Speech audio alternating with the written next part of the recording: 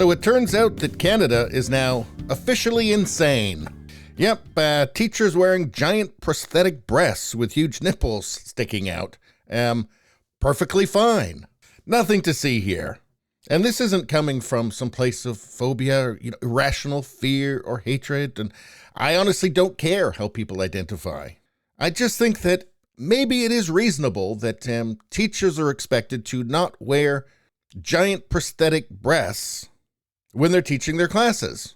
And if you can't expect that, then something has gone wrong. Here's the headline. A school board concludes that it cannot implement dress code after teacher wears giant fake breasts.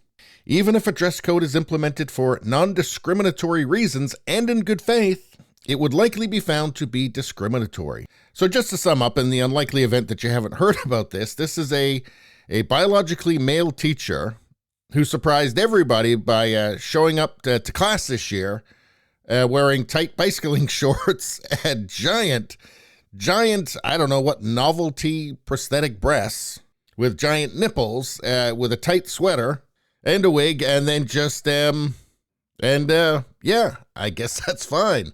The kids are a little confused, but who cares what they think? It's only a school. So this led to Ontario's education minister calling on the Ontario College of Teachers to review and consider strengthening professional conduct provisions on September 26.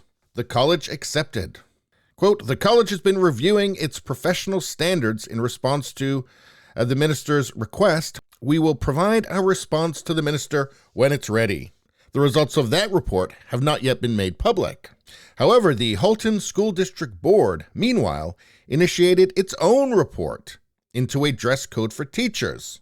The superintendent of human resources with the school board told trustees that there are two considerations regarding dress codes. The first is whether a dress code would be allowed under labor and employment law. The second is whether it would be contrary to Ontario's Human Rights Code. And this is really at the heart of the absurdity. Now, the board can't actually make any changes right now to workplace rules because they're in collective bargaining. Still, the report concluded that the board would be exposed to considerable liability if it implemented a dress code on the basis of it being considered discriminatory. And this is where we get to Canada's kangaroo courts, the human rights tribunals. Yeah, these are the courts that ordered a comedian to pay $42,000 for making a joke. Now, that was struck down just barely in the Supreme Court. But it was years of litigation, God knows how much money, over a joke. They've also decided that misgendering is a human rights violation. During an employment dispute, the British Columbia Human Rights Tribunal ruled in favor of Jessie Nelson, a gender-fluid restaurant worker who filed a complaint against their manager for purposefully misgendering them. So basically having a different idea of what reality is.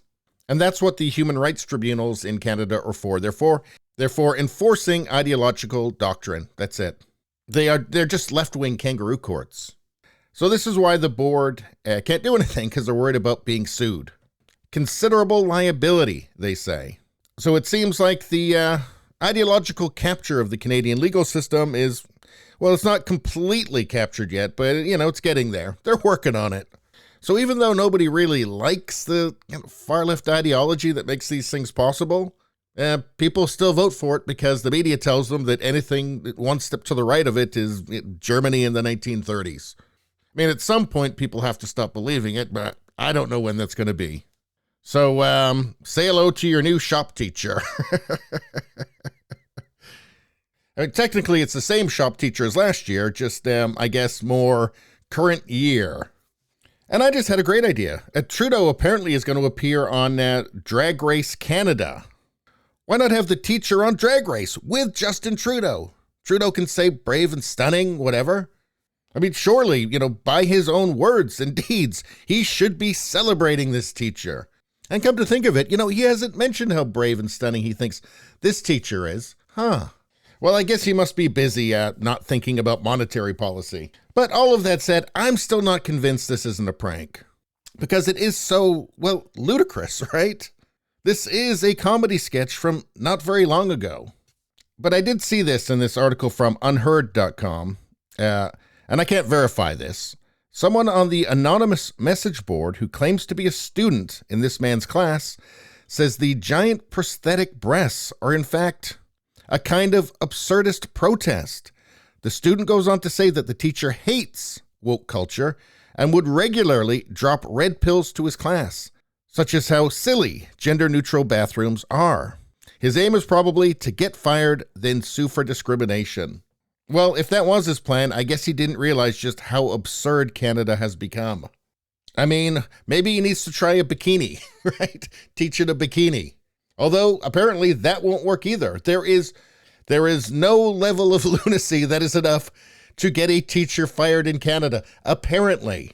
Anyway, please subscribe, like, and share. Sharing really helps me out. I thank you for that. I will see you next time.